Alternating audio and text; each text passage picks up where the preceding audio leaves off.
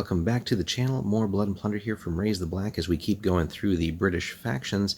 We previously looked at the privateers. Today we're taking a look at the raiders, similar but still very different forces. Of course, time period basically the same.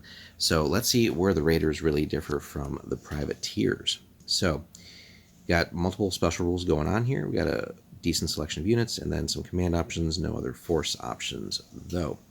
So if this force contains any British units, the commander must be assigned to one of those units, even if they are support units. So basically you can't stick your commander in like a native or other allied nation force with that. If any Native American unit in this force is given an extra action with a command point, the commander or character using the command point must take a resolve test. The extra action may only be taken if the resolve is passed, otherwise the command point is wasted. So it does add a little bit of element of uncertainty there as far as command points if you're trying to give natives orders, basically, because they just might not listen or refuse or whatever. So a pretty thematic little rule there, but again, something that you should very much take into your plans because, you know, chances are you'll be in a position where they need to get the benefit of the command point, but that'll be the time where you fail the roll and of course ruin your plans. So just be careful of that. All Native American units in this force gain Cunning and Warcry, so that's always nice, right? Again, anytime in this game where we're getting special rules, sorry for the shaking there, anytime that we're getting special rules and we're not having to pay for them is fantastic. So, you know, and here that we're getting 2 of them for the force, so we'll take that. Now, normally they'll mention this rule at the top, but here we're putting it at the bottom. So like the privateers, it's going to be a more aggressive force. We're going to get +2 to determine attacker in a scenario. So always welcome there. Now, what do we actually get in this list? So we have a choice between Indian fighters or frontier militia. We have braves, young braves. So as you can see, the core of the force is going to be built up out of a lot of essentially allied units, allied peoples in that sense, right? So natives. We could again bring some frontier militia in though if we wanted, just to field some like a core of Europeans, right? Because again, with the way that the command points work, right? If we basically go with a all native force for the most part, that's going to be tough issuing orders. We do have to have at least one British unit in here, though. And that's where we'll see that in the support section. It's very minimal on the support side. We do get the English militia, which will probably be, you know, our bread and butter as far as, like, again, British units go in here.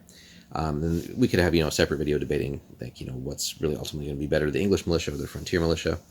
They all have their ups and downs. And then the, and I always mispronounce this, I think it's called it's either the Nices, I think the P is sound on that one. But anyway, we have another allied unit there. So not really too many choices. It's going to be, again, a largely native force that we're going to supplement with our European or British troops in this case, not the other way around where we're just sprinkling in some natives like we see in a lot of forces. Here it's the other way around, right? Now our commander options, basically any standard British commander will do, but then we have several of the more known and famous ones or infamous ones. So we got James Moore, potentially Benjamin Church, Colonel John Barnwell, or Reed Elding. So we'll have videos on those if we haven't already released those. We may have already covered most of them, but that's something to consider there too, because that will add obviously a cost if we're going with the named characters versus the generic, but it will also bring in some nice special rules that we can then use to kind of enhance what this force is capable of. So that being said, with the fact that most of the units will be natives, we do really want to maximize what we can get out of Cunning and Warcry. Again, we do have to put our commander in a British unit, so we'll have to figure out, you know, which is going to be the best there. But really, we want to play up to the strengths of the native units because, again, it's going to be the bulk of the force.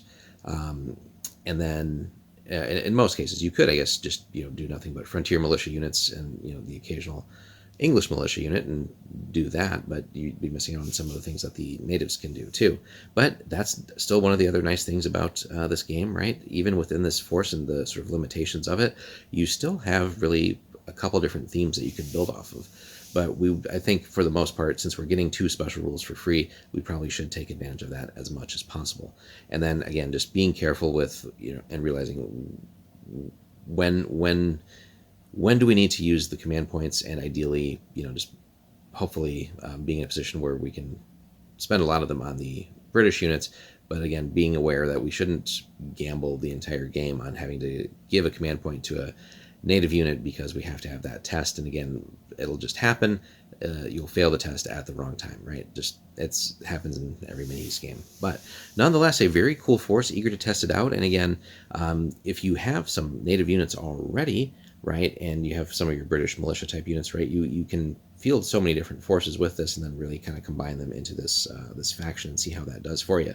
Hit us up in the comments, guys. Let us know if you've played the Raiders Force. How have you themed the list for the different points? Have you gone more generic commanders, or have you worked in some of the named ones?